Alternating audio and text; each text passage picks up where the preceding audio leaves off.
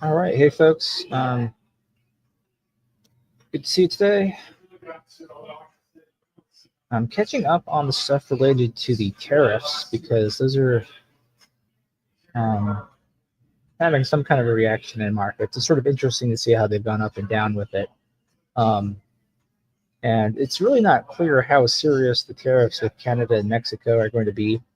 But I kind of wanted to look at some things and at least just sort of point out the right questions to ask so that we can look at, for my part, I don't think it's really helpful to look at the whole market.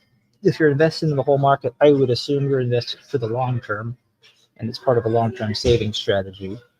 I think if you're going to worry about what specific impacts will be, it would probably be better to look at it as specific companies can be affected based on their operations and fundamentals. So that's sort of where I want to orient the focus today.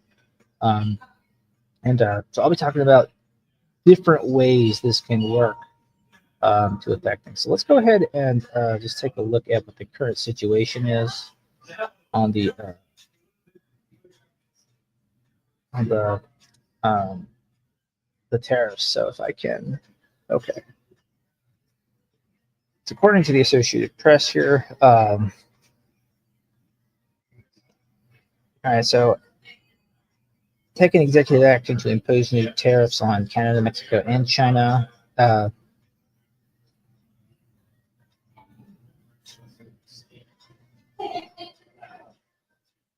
right, but we don't know to what extent, for example, this is actually a long-term plan, or if it's just a very tough game of poker he's playing for other reasons not related to the economy. So this part I highlighted here, Trump is declaring an initial victory as Mexico's president, agreed to devote National Guard forces to address drug trafficking and border control. So to what extent he's simply doing it to get them to do other things that he wants, and that the tariffs are not intended to be any kind of long-term policy is not clear.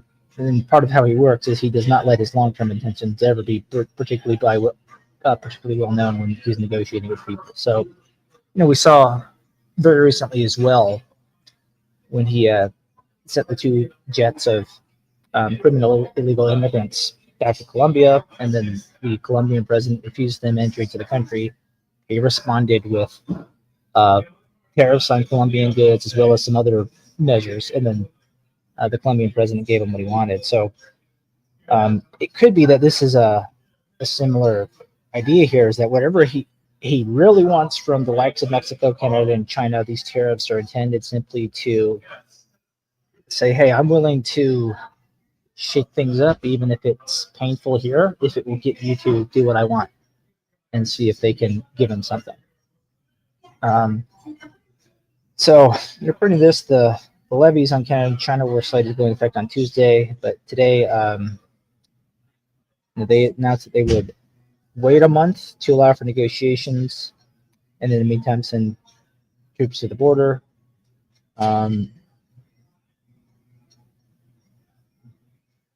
Trump's order contained no mechanism for granting exceptions to U.S. importers. Canada provides 4.3 million barrels of oil to the U.S. And so, he's saying right now the levies are about immigration and drugs, downplaying the economics. So, to what extent even the tariff exists to try and influence a certain type of economic policy or form of favoritism, he might be using it simply as a tool for something else. Now, how this will ultimately affect businesses depends on how long tariffs, if they do take effect, are in effect and affect trade. If tariffs are in effect for a few months, there'll be some impact to maybe a year's results, but it probably won't affect a company long term. If longer than that, then we have to start wondering about how a company completely changes its business and risk models, because I bet most companies are not taking into account the sudden imposition of tariffs like these. Yeah, if you're thinking about, well, how do you want to structure your supply? What kind of contract durations are you willing to take on for your customers as well as yourself as a customer? It will affect those sorts of things. So, when the market opened, the update on the can being kicked down about a month or so hadn't come out, so it was a bit more pessimistic. I'm going to take a look real quick where things are right now. It doesn't look like things are terribly different um, from when I last looked. And interestingly, looking at my portfolio, one of my stocks is up almost 8% today. That's so strange. Um, and the rest of them are mostly down um, a few percent, maybe 2 or 3. For the most part, it's like a break even in terms of that. I don't worry about it a single day's movement, though. That's really not the point. But just sort of measuring what the overall response is. Let me look at the S&P 500. I'm going to pull that up. Okay, so yes, according to this, it's down about 0.5%, which some people might say is a lot for the S&P 500. I mean, I've had things where my portfolio is down like 5 or 10% in a day, and never been too rattled by it. That just happens. So yeah, let me go back to. Yeah, we'll go here. Yeah, so this is the. Let's just go to look at the year to date. So if you look here, right, it's just even if it were down 10%, a year ago the S&P 500 wasn't even at 5,000. Now it's at 6,000. Would a 10% drop really even be that bad? In the grand scheme. So that's just a thing to keep in mind. Something would really have to happen. Now, if we look here, it's up quite a bit. Actually, let's just the 5-year. If we look at the bottom of COVID, it was at 2,300. So this it's almost tripled by price. If it goes down, it'll probably be because I don't think the S&P 500 fundamentally became almost 3 times as valuable in the last 5 years. That'd be a lot of growth. I understand, tech stocks in there. They definitely have made some breakthroughs that increase their earnings. There's definitely some value creation going on, but triple within 5 years for the biggest companies in the country, probably not. So anyway, let's go back to AP.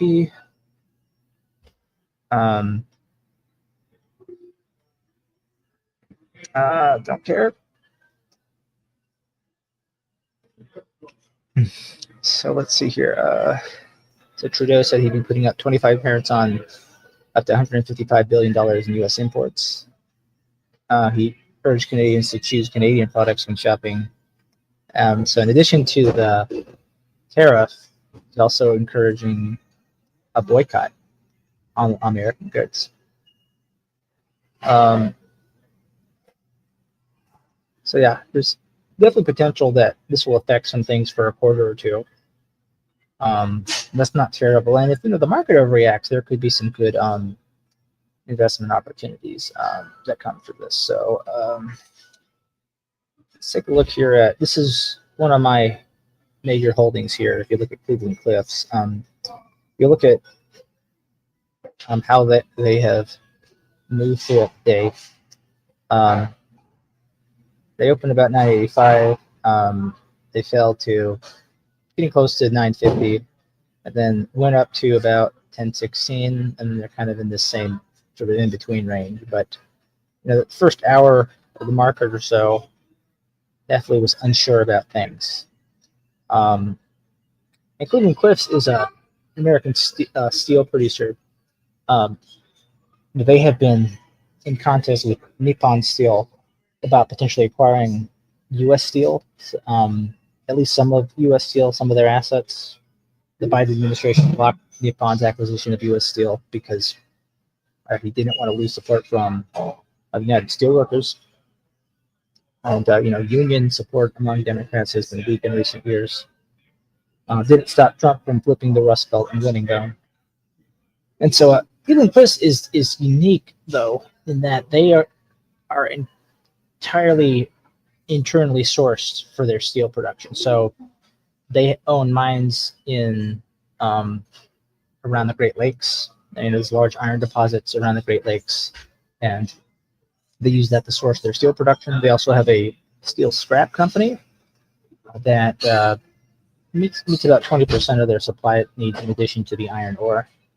And U.S. Steel and other steel manufacturers depend on outside sources, and they depend heavily on iron imports. So one thing that temporarily helped Cleveland-Cliffs over the likes of U.S. Steel was that when the war in Ukraine happened, um, most of America's iron supply, if it doesn't come from American domestic production, is imported from Ukraine and Russia through the Black Sea. So when the war happened, that supply route was disrupted, even was completely shut off for a while. And so companies like U.S. Steel had really high operating costs due to the spot prices of iron going up. And Cleveland-Cliffs didn't have to worry about that. So they had a good couple years of cash flow that year. And, part of why U.S. Steel is even being considered for an acquisition is because they had trouble and they've been under some financial distress. So, they're trying to look at some kind of restructuring to make the process easier for them. In 2024, China worked on, they basically flooded the steel market. So spot prices have been lower because Cleveland-Cliffs is entirely domestic. They don't have international operations. Their margins tend to be a bit tighter. And so if spot prices are down, they're going to have lower cash flows as a result. But otherwise, it's a pretty decent company. And since it is entirely domestic, if and there's anything that might be an impediment to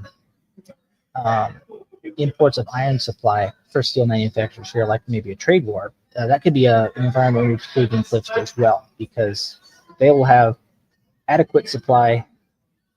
The automotive industry is a major customer of theirs, and of course they're in the area of the Great Lakes where a lot of the American automobile industry is. So they have the supply network to be able to get to them easily and directly.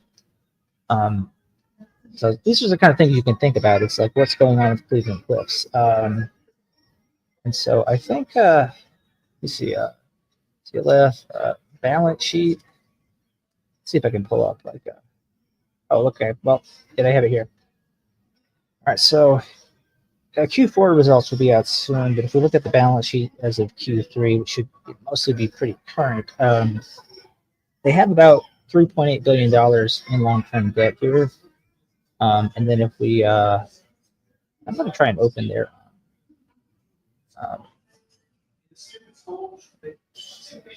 their 10Q. Okay, share this tab. This will be better. My financial statements. Okay. All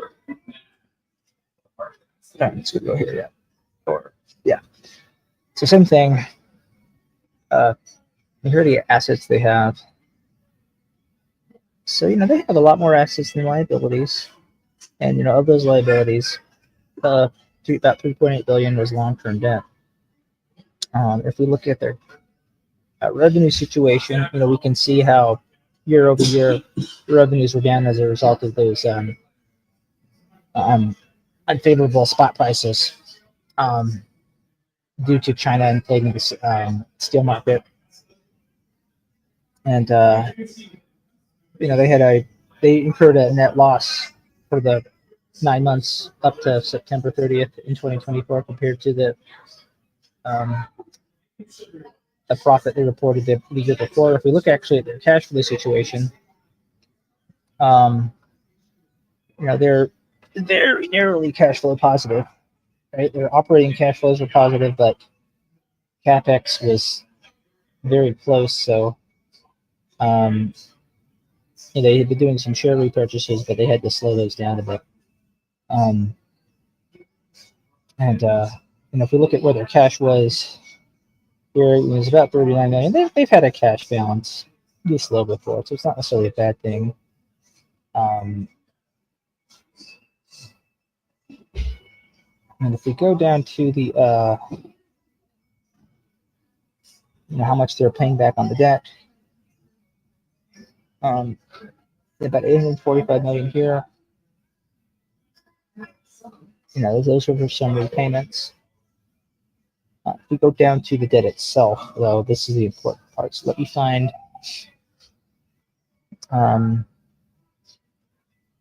Okay, yeah, here's the debt right here. So, of this, they had, this is the part that was repaid that you saw, right? This was not what was due at the time. They decided to go ahead and repay it by issuing new notes. So the interest rates on these notes aren't too bad.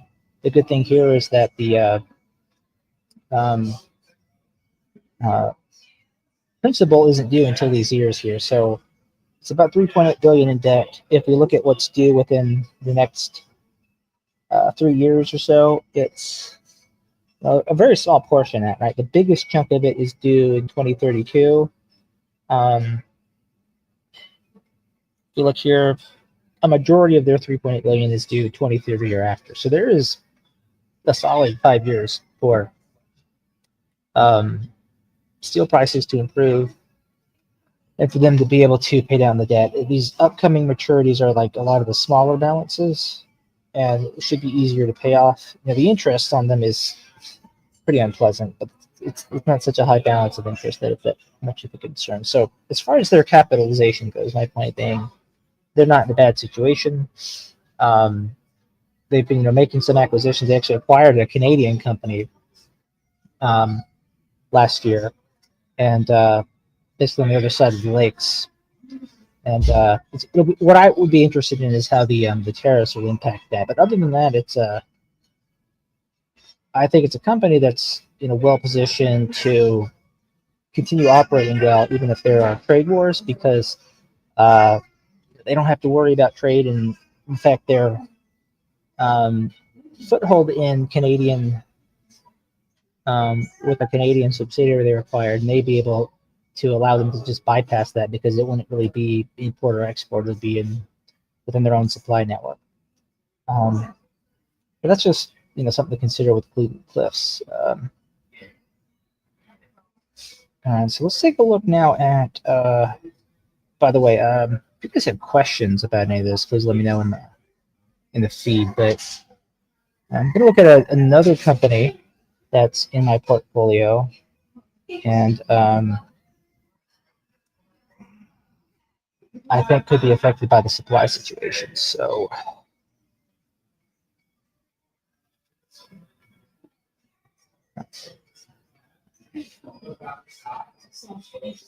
I think the screen share thing turned off. Let me turn it back on.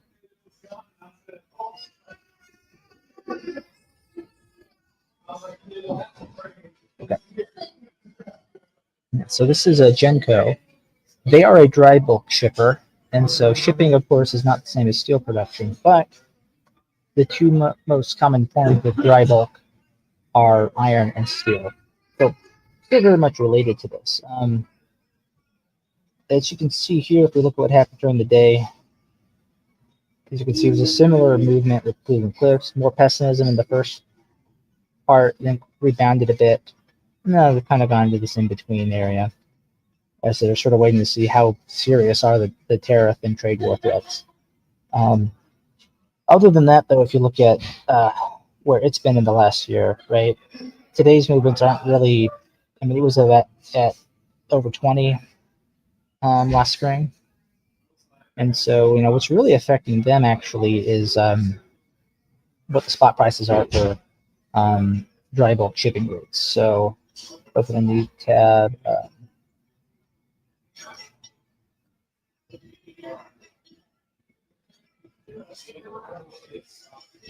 Okay, so this is the Baltic Exchange Dry Index, or the BDI. Let's take a look at them over the last year, right? So basically, it's just an index that tracks the spot prices of the dry bulk. As you can see, it was definitely higher last spring, so it's not surprising that Genco's stock price was higher. But look at how low it's gotten. Right? It was over 2,000 last spring, and now it's getting close to 700.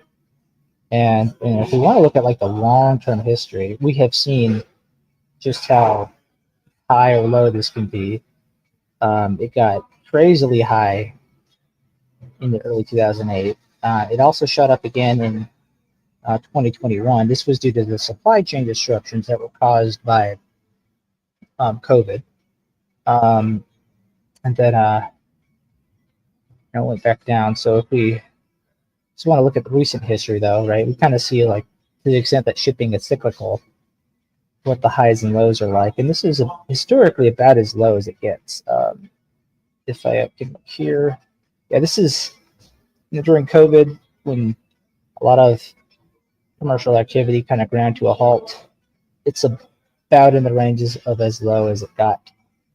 And so what's interesting to know about Genco, though, if we go back here. Actually, let me just look at Genco's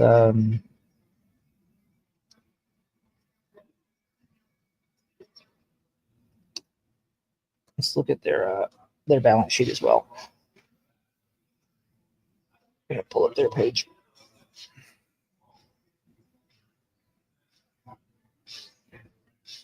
Yeah, but this basically just sort of determines how much money they're going to make off of each fitment.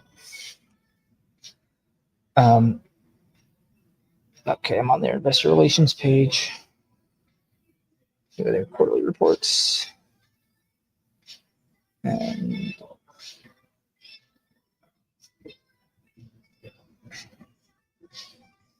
hold on, they've got the 10Q hidden somewhere. There it is. Okay. All right, so we're on the 10Q. All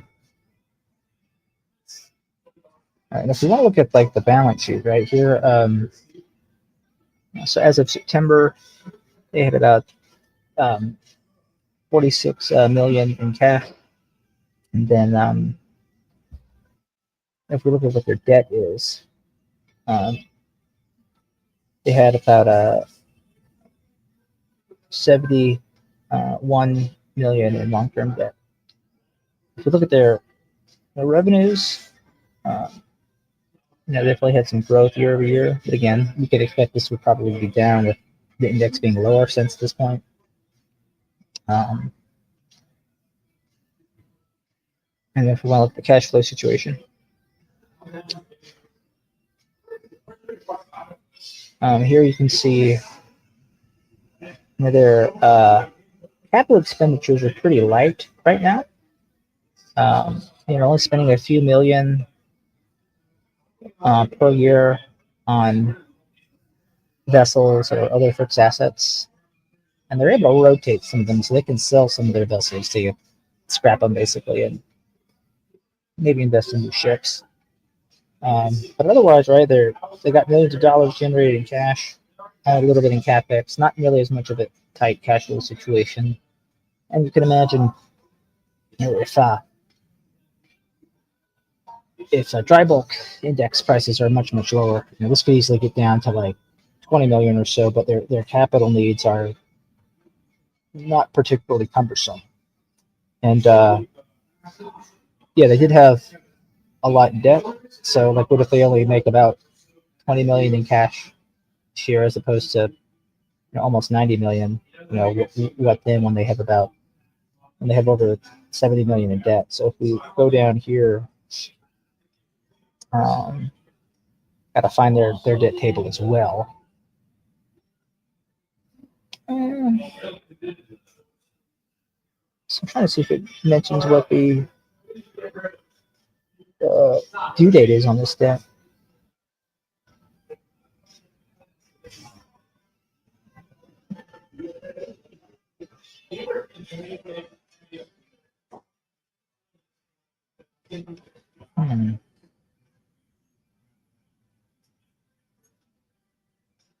Now, it looks like all the debt is from their credit facility.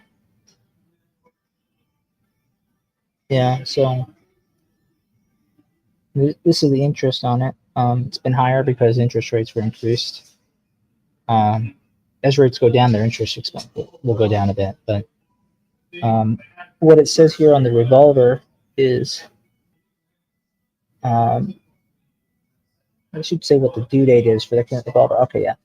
maturity date is 2028. So that's a good 3 years for the dry bulk index to um, snap up. If they have another good year where they just one good year where they're making about um, say somewhere in the neighborhood of I would say anywhere from 50 to 90 million dollars in cash. Um, that would not only help them repay a lot of this, but even if they don't intend to repay all of it, their balance sheet would otherwise be healthy enough. Plus, we got to remember that how much cash they had already. Right, like they had 46 million, so I mean they could, in theory, just compare that to the total debt. Um, about really 25 million in debt that they would need to think of how to pay. Uh, and one thing they could do is just issue maybe some notes, some bonds on the market at a lower interest rate and maybe a longer maturity. That also improves the situation quite a bit. So you got to figure as well with Genco that okay, well they're a shipper. What if there are tariffs? What if there's a trade war? Won't that hurt their business? With them in particular, I'm going to open this presentation that they provide and show this tab instead. Um,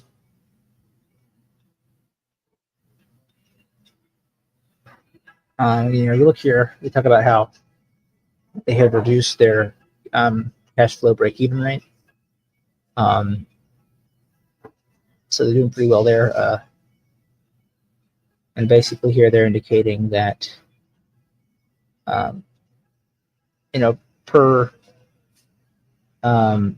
per shipment, this is how much money they would have to make to break even, right? So this is a significant improvement here. This is probably about a 25% improvement from 2021 to 2024 in cost. That's very good. And they usually show a map of their shipping routes. Okay, so take a look here, right? Talked about how dry bulk is what they do. Look at iron ore, right? It's from West Africa, Brazil, Australia, into East Asia. So Indonesia, Philippines, China, and nothing really. And this is like one of their core products that they're shipping. It's not really being affected by something between the U.S., Canada, and Mexico. Plus, these are land connections, so it largely happens over the border. Of course, there are some things that will be sent by the coast, but just that's not really as much of the concern here. And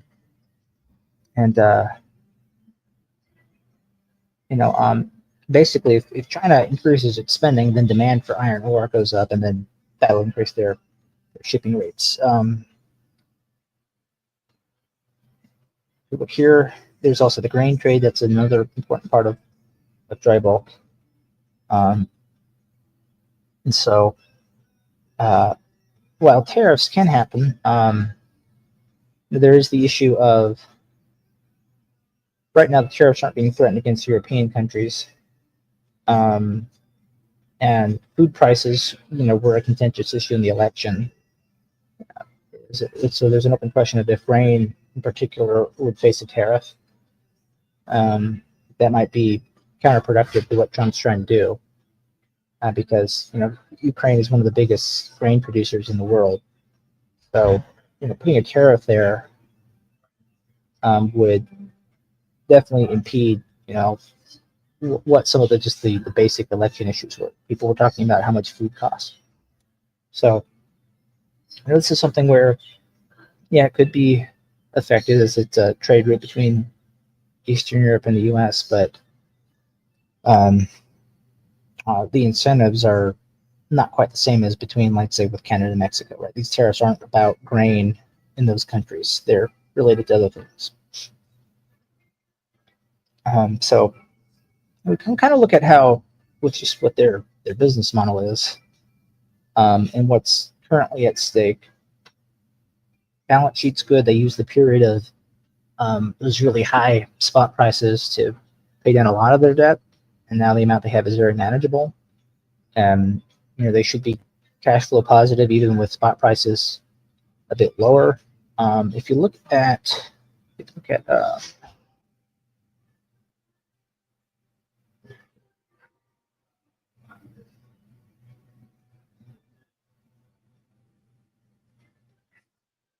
trying to find their dividends. Maybe they have dividends on this page. I imagine they have it somewhere in there. Yeah, if you look here, this is the debt repayment. So look at how they took advantage of the higher dry bulk index to get the debt down from the hundreds of millions here to less than 100 million now. So very good. Yeah, so dividends are 40 cents per share. There's got to be a page where they can show. I'm pretty sure I've seen this slide. If not on this one, another one where they've demonstrated what dividends have been over a long period of time. Let's see. Okay. Let me just search it.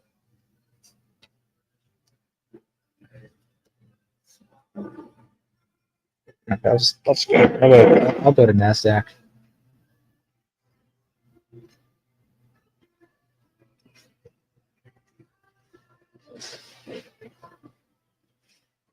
Okay, yeah. Let's take a look at NASDAQ. This is the history of their quarterly dividend payments. If you look here with the yield, it's about 11% based on what the last year's what the distributions were. We can expect that would probably decline, maybe as much to a 5 or 6% yield with what we saw happen to the dry bulk index. But still, 5 or 6% isn't that bad, and potential for the 11% yield to return. If you look at where the dividend was in 2019, right, it was about 18 cents per share per quarter. And, during the high periods, they were, got it up to anywhere between 50 and 80 cents per share per quarter. This is also while they're paying down debt. So if you can imagine a situation in which the dry bulk index gets to be higher again, you could have quarterly dividends significantly higher, maybe well over $1 per share per quarter with their current capitalization and break-even rate. So, lately the quarterly distribution has been around 40 cents per share. We could imagine that it could get as low as 20 cents per share, especially if the dry bulk index remains low for a long time. But this is about as low as it gets. And if you adjust for inflation, like this really is a very historic low. And all that you really need to change it is an increase in demand for things like iron, steel, or grain. Because if those commodity prices increase, then spot prices for shipping services to get them around will also increase. And a significant portion of their trade routes doesn't even concern like the U.S. and another country, but completely different countries. So long term, I think they're a country that's fine, whether or not there's a trade war. Okay, I see some folks have posted questions. Okay, hey, Mr. B. I talked to an astrophotographer in Canada, and he was saying the tariffs would cause Chinese telescope mouths to be cheaper in Canada than they would be with no tariffs. Mounts, he said. Okay, telescope mounts. America doesn't have any products anymore. I never knew that telescope mounts were much of an industry. At least consumer products. What was the last time he bought something that said "Made in USA"? Goodbye, I am rage quitting. I guess just talking about the tariffs made him mad. All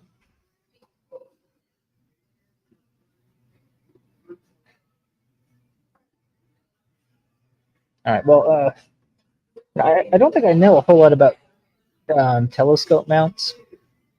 I feel like that would be such a small industry that it would be difficult to get much out of it. I don't even know if if we think it might just be kind of cyclical, what would even drive the cycle? It's such a peculiar thing. If you have any insights, if you come back, please let me know. But I've never heard of a telescope mount industry. So there's a couple. Let me look again at stuff in my portfolio. I'm getting close to about 3 p.m. Trump and Trudeau are supposed to come with some kind of update about whatever the situation is with their trade war.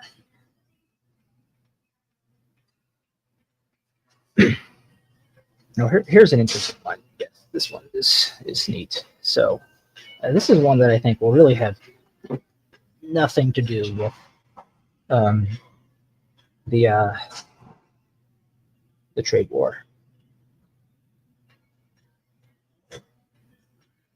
So it's called Toll Brothers. And okay, so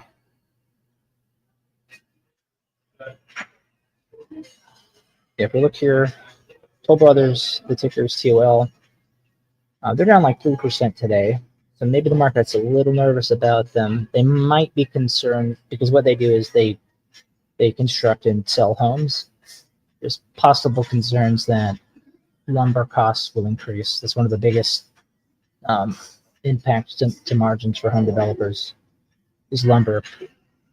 There's possible concerns there about that, especially if it's because obviously in Canada there's a lot of forest, a lot of timber that can be used to supply that. So you cut that off a bit or you put a tariff on it, it suddenly becomes more expensive. If you look at the last year, they're 131 now, or 99 a year ago. So there's been things improving with the business. What I like about them though is they do luxury. They'll buy up large amounts of land. They will do community planning. They will build up homes for a whole community, and then they will just sell them off.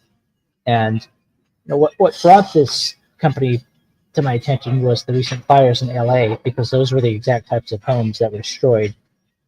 And so essentially, while this company already had some growth, and had a good capitalization. I mean, I can go with the balance sheet again, but it's just a similar thing where they have very low interest debt, and the maturities for it are staggered well into the future. And in the meantime, they're cash generative.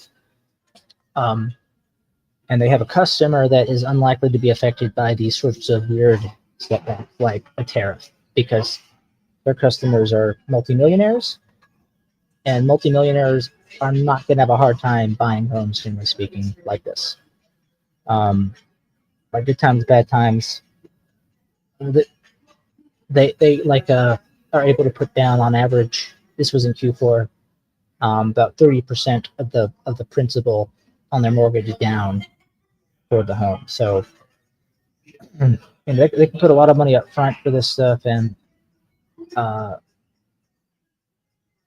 generally the high earners that are making good money no matter what. And in this case, you had a lot of property destruction. Not only are they wealthy enough that they can probably buy a new home anyway, but I'm thinking that the real victim will be the insurance companies having to pay the damages. So assuming most of that gets covered by insurance, they'll have the funds available to purchase new homes. And there's demand for new luxury homes because a significant number of them are too old to be retrofitted with more modern amenities in a cost-effective way, to the point that it becomes more and more worth it just to build a new home and demolish the old one. So that's basically what the trend is. And this was a thing that was benefiting them even before the fires, but essentially the fires just had created or will create, if they, I don't expect people are immediately looking for homes. I imagine some people are still picking themselves up from what happened and assessing the extent of the damage. It's going to be over the next many months, I think, that like insurance payments will be given to the ones who lost their homes, and then they can use that to help finance the purchase of a new home. But as that comes together, there's going to be an upswell in demand for exactly what Toll Brothers makes. And again, I don't think that's really going to be affected by tariffs much. It is possible that if there's a limited lumber supply due to trade on Canada being restricted by the tariffs, that the margins will tighten. But I think the growth in business would probably more than offset a tighter margin, and it's a growing business anyway. So a good example of something that it is down. It was we look, it was about 140 last week, and so it's now back down to 131.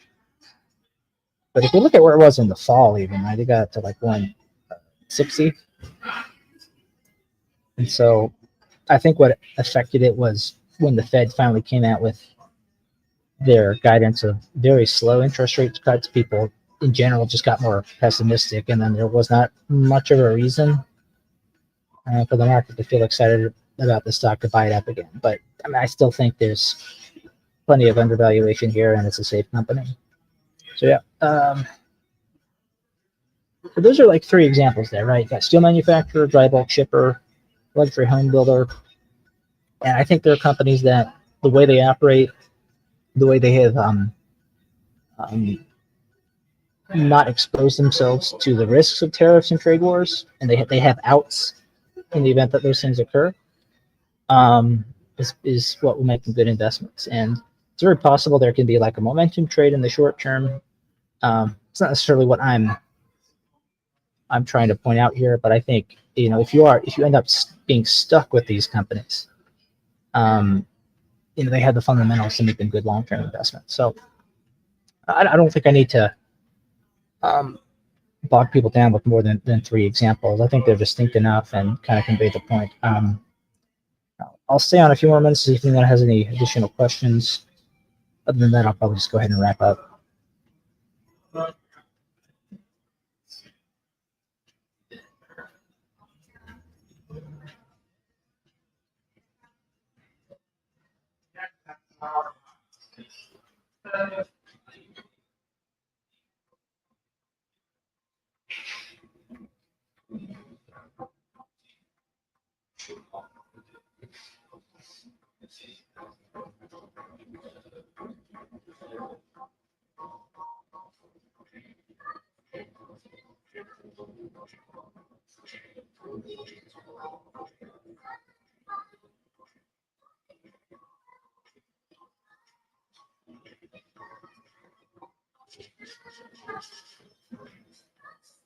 Okay, I'm not seeing any additional questions, so I'll go ahead and wrap things up. Thanks for watching today, folks.